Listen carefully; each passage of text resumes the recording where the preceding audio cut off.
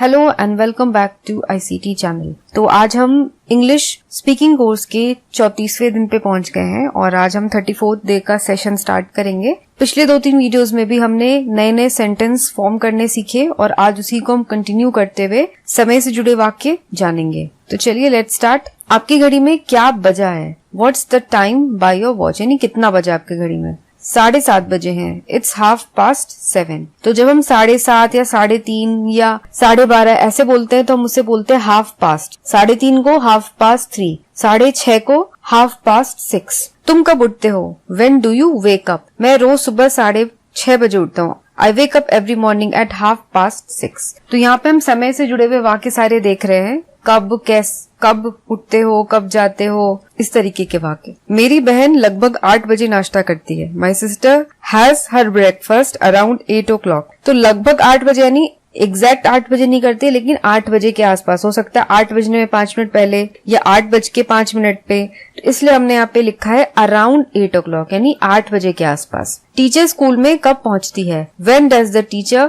come to school? 9 बजे से थोड़ा पहले, a little before 9। उसके स्कूल में पढ़ाई कब खत्म होती है? When are the classes over in her school? 3:15 बजे, at 3:15।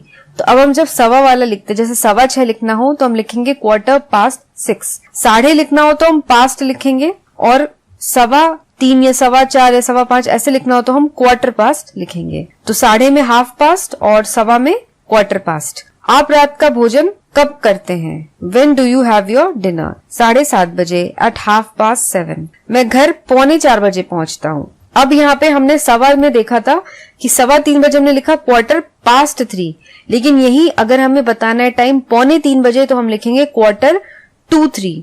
तो 2:45 का मतलब होता है 2:45 और 3:15 का मतलब होता है 3:15। पास्ट का मतलब होता है जो बीत गया, तो 3:15 का मतलब 3:15, यानी 3 बज चुके हैं और 15 मिनट ज्यादा हो गए। 2:45 का मतलब होता है कि 3 बजने में अभी 15 मिनट बाकी हैं। तो आप इसको ऐसे याद रख सकते हैं कि पास्ट मतलब जो हो चुका है, जो भूतकाल में हो गया। तो इस तरीके से 3 बज गए या 6 बज गए, 6:15 हो गए, तो इसलिए हमने 3:15 या 6:15 कहा। और अगर बजने वाले हैं कि 6 बजने में 15 मिनट बाकी हैं तो हम कहेंगे 4:45। इस वक्त 3:10 हुए हैं। It's 3:10 now. मुझे 4 बजने से 20 मिनट पहले जाना है। I have to go या I have to leave at 20 to 4 या at 3:40। आपके पिताजी रात को घर में कितने बजे आते हैं? By what time does your father usually come home every night?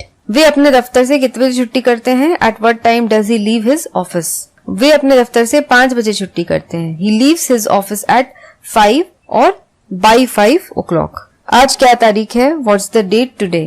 आज 15 दिसंबर 1976 है। It is 15th of December 1976। तुम्हारा जन्मदिन कब होता है? When is your birthday? मैं नहीं जानता sir. I don't know sir। मेरी घड़ी रोज 2 मिनट आगे हो जाती है। My watch gains 2 minutes daily। अपने समय का पूरा लाभ उठाओ। Make the best use of your time। अब उसे समय की कीमत पता लग गई। Now he values punctuality time. Punctuality का मतलब होता है कि समय पे रहना। वह अपना समय बर्बाद करता है। He wastes his time। वह एक मिनट का पाबंद है। He is punctual to the minute। समय कितनी तेजी से बीतता है। How time flies। तो ये बोलने का तरीका है how time flies, यानी कितनी तेजी से समय बीतता है। मेरी घड़ी टूट गई है। My watch has broken। उठने का समय हो गया। It is time to wake up। उसे देर नहीं हुई है। He is quite in time। He isn't late। वह ठीक समय पर आ गया। He came at the right time। आपको आधा घंटा देर हो गई है। You are late by half an hour। हमारे पास बहुत समय है। We have enough time या we have plenty of time। करीब करीब आधी रात है। It is almost midnight। तो midnight का मतलब होता है आधी रात। हम बहुत जल्दी आ गए हैं। We are too early। टू जहाँ पे भी लगता है मतलब वो बहुत ज्यादा, जैसे टू अर्ली यानी बहुत ज्यादा जल्दी, टू फास्ट यानी बहुत ज्यादा तेज, टू स्लो यानी बहुत ज्यादा स्लो। आप बिल्कुल समय से आए हैं। 1 मिनट में मैं चला गया होता। You are just in time. I would have left in another minute. अच्छे दिन आएंगे। बेटर डेज विल कम या गुड डेज आर अहेड। मैंने तो एक क्षण बचाने की कोशिश कर रहा हूँ। I am trying to save each moment या एवरी मोमेंट। हर चीज का सही समय होता है। There is a time for everything. क्या आप कुछ समय दे सकते हैं? Can you spare a little time? गया वक्त फिर हाथ नहीं आता। Time once lost can never be regained. अब यहाँ पे हम देखेंगे अनुमति, यानी जब हम परमिशन लेते हैं तो हम कैसे कैसे सेंटेंस को फॉर्म करते हैं। तो अगर हम जैसे क्लास में टीचर आपको पढ़ाती हैं तो वो बोलते होंगे शुरू करें, तो उसको हम कैसे कहेंगे, डू वी बिगिन या शुड वी बिगिन। मैं चलूं, मे आई गो या मे आई लीव। मैं भी चलूं, मे आई ज्वाइन यू या मे आई ऑल्सो कम अलोंग। मुझे जाने दो, लेट मी गो। अब आप जा सकते हैं, यू मे लीव नाउ। अब मुझे जाने की इजाजत दीजिए, प्लीज परमिट या allow me to go now. क्या मैं टेलीफोन कर लूं, can I use your phone. क्या मैं बिजली बंद कर दूं, can I switch off the light. क्या तुम्हारी वीडियो गेम खेल सकता हूँ, may I play your video game. क्या मैं अंदर आ सकता हूँ, may I come in please. क्या मैं अपनी पुस्तक तुम्हारे पास छोड़ जाऊँ, can I leave my books with you.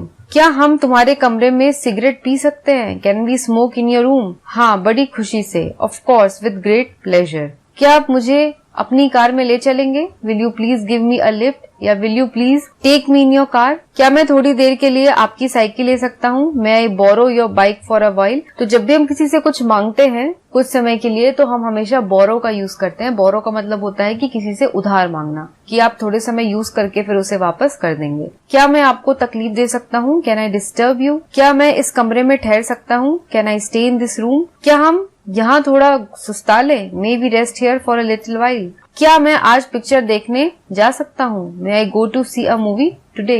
अब यहाँ आप देखो, प्रश्न दो प्रकार से बनाए जा सकते हैं। एक तो प्रश्नवाचक सर्वनामों से, यानी प्रश्नवाचक प्रोनाउन से, जैसे what is your name please, आपका नाम क्या है। और दूसरा ऑक्सिलरी वर्ब, यानी सहायक क्रिया की मदद से। तो सहायक क्रिया कैसे होती है, जैसे कि आर, तो ऐसे भी हम सेंटेंस बना सकते हैं कि आर यू गोइंग, क्या आप जा रहे हैं। इस दूसरे तरीके का प्रयोग अंग्रेजी में होता है, हिंदी में नहीं। इसी प्रकार दूसरी सहायक क्रियाएं जैसे इज, हैज, हैव, विल, शैल आदि को वाक्य में पहले रखकर हम प्रश्नवाचक वाक्य बनाए जा सकते हैं। जैसे is she unwell, has she done, has she gone. Have से have you a pen, will से विल यू गो या शैल से शैल यू गो। तो इस तरीके के सेंटेंस हम इंग्लिश में बना सकते हैं सहायक क्रिया से, यानी ऑक्सिलरी वर्ब से, जैसे इज हो गया, एज हो गया, हैव हो गया। लेकिन हिंदी में हम सहायक क्रिया से शुरू होने वाले वाक्य नहीं बना सकते हैं। हिंदी में सिर्फ और सिर्फ हम प्रश्नवाचक प्रोनाउन से ही वाक्य बना सकते हैं, जैसे क्या, क्यों, कैसे। सेकेंड पॉइंट है, आज्ञा मांगने के लिए अंग्रेजी में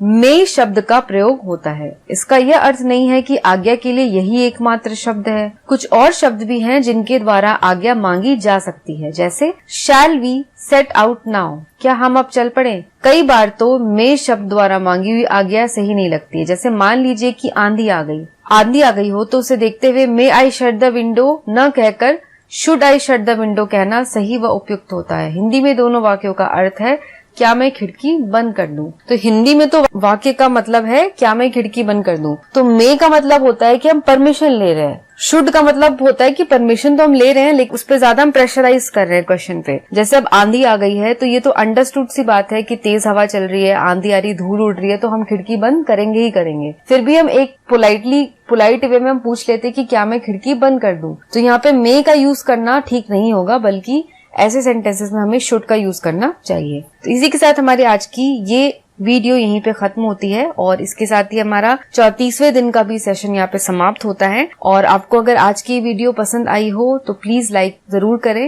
वीडियो को और इसे अपने फ्रेंड्स के साथ भी जरूर शेयर करें। तो मैं मिलूंगी आपको एक नई वीडियो के साथ एक नए सेशन में। तब तक के लिए take care and have a good day.